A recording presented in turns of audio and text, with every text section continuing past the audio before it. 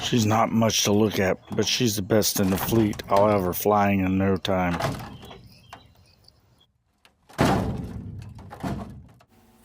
Well, here is another wonderful podcast, but this time around, the Perennial Falcon has been having some problems, crash landed, got inclement weather, beating and hammering on panels, just trying to keep them sealed up. It's been a rough week or so, and I headed down that west coast after crash landing in the Pacific Northwest.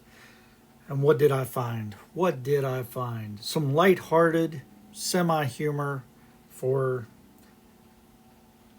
all you wonderful people out there that like plants. And maybe the content's been a little heavy at first, so I'm going to lighten it up.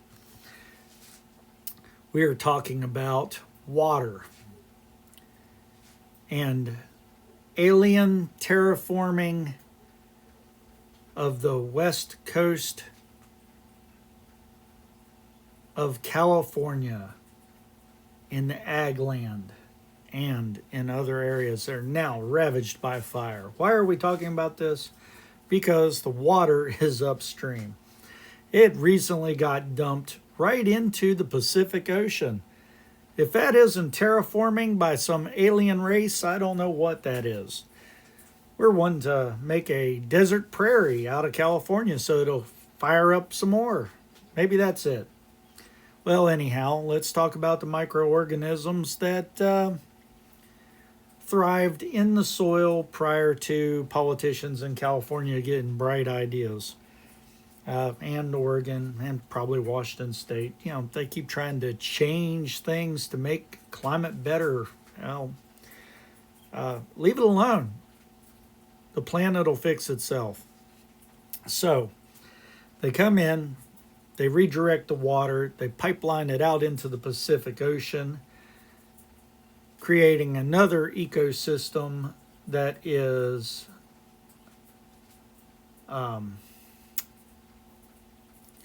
what do you call that water? What is that water? Oh, you know, when you get into a gulf or an inlet somewhere and it's mixed, it's partially salinity and partially fresh water, and it does weird stuff. Yeah, this is what happens when I'm unscripted and don't have a page to look at.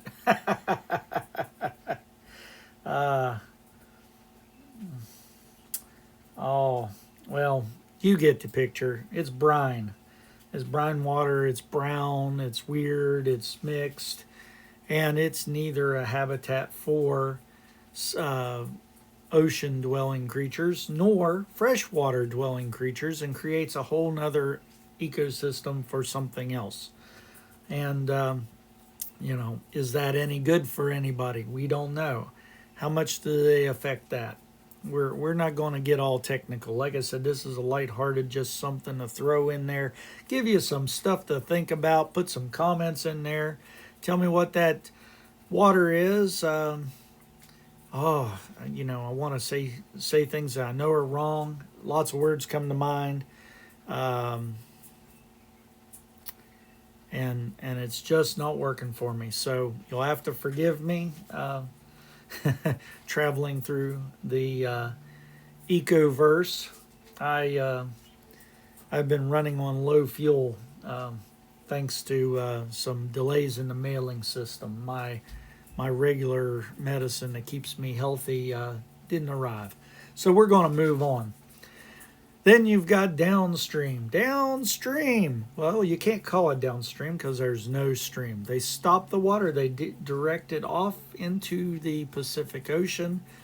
And all of a sudden, to save one fish, they have managed to endanger many ecosystems. Why don't you hear about these ecosystems? Because they're microscopic. We have your beneficial nematodes, your microbacteria, your microfungal, your micro plants of all kinds, and mosses and things that really did exist.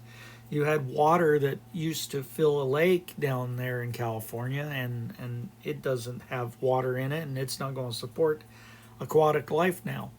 Now we're going to revisit what's going on. Well, they're going to release the water. Mandates have been provided. I really recommend anybody in agriculture to think about this in a very careful way. You need to add slowly the water to the soil. Do not add a bunch of chemicals. Do not add a bunch of fertilizer. The first thing you need is an ecosystem to support the ecosystem you wish to create alongside it. So what are we going to do? We're going to let the moisture soak into the soil. It'll no longer be shedding water. It will finally absorb water, and it will not have the runoff and the damage if you do it correctly. Then let's get some microfungal spores in there. Let's get some fern spores. Let's get some moss spores. Let's get beneficial nematodes. Let's get some beneficial microbiologics in there, and introduce these things to the soil, and then gradually add water. Water a little bit each day, increasing the volume just slightly until you have the ground saturated but able to suspend water while keeping the structure of the soil. This is very important.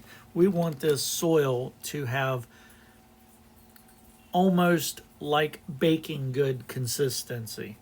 We want it to be dry but moist enough to hold together. It's a delicate balance, and we want these microorganisms in there. And why is this important? Because you have to rebuild the ecosystem that has been destroyed by the terraforming alien politicians. They're out to get you. They don't want you around. They don't want ag. They don't want houses. They want lawns. Lawns in a place that does not belong with lawns. Now, there's native grasses. Use those. And, cactus will thrive, whether the land's wet or dry.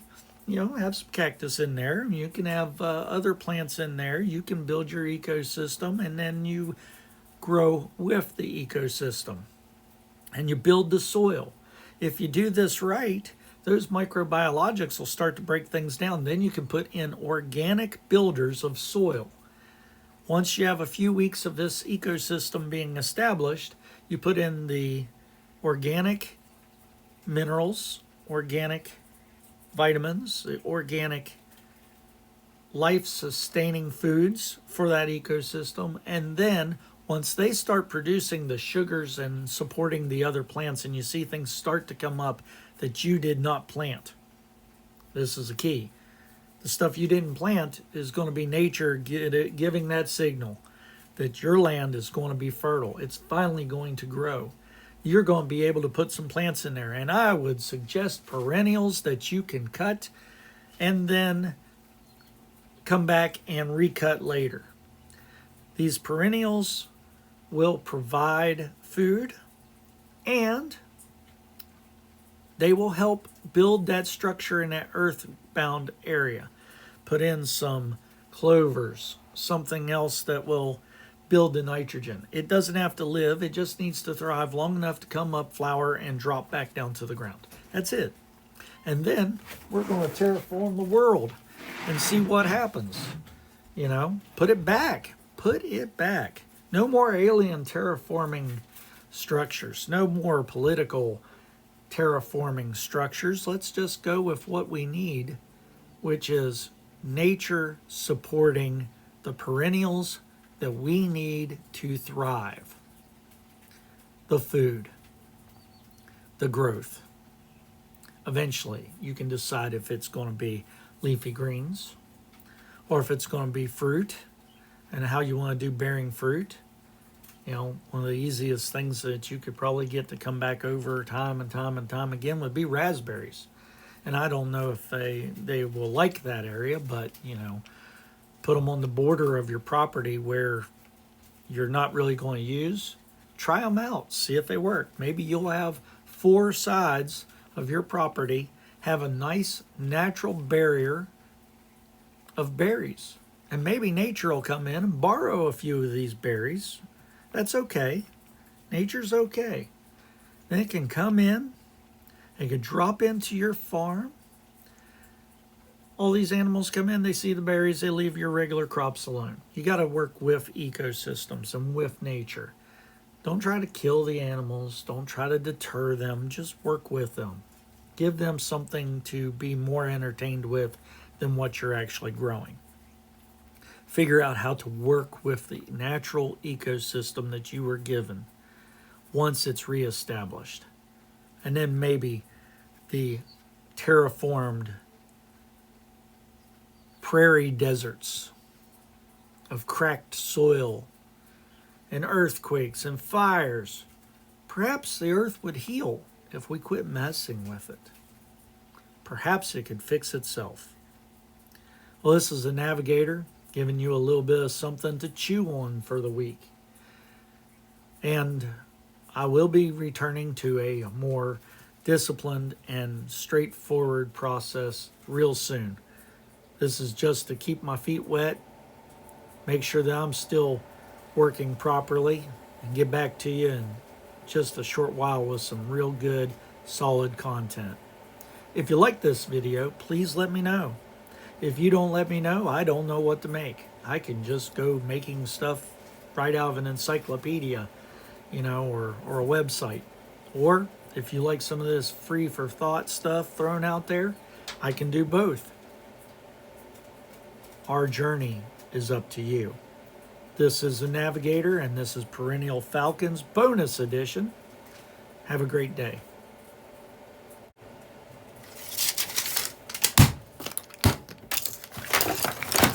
Oh man, where did I put that capacitor at? How am I possibly going to get to the next destination?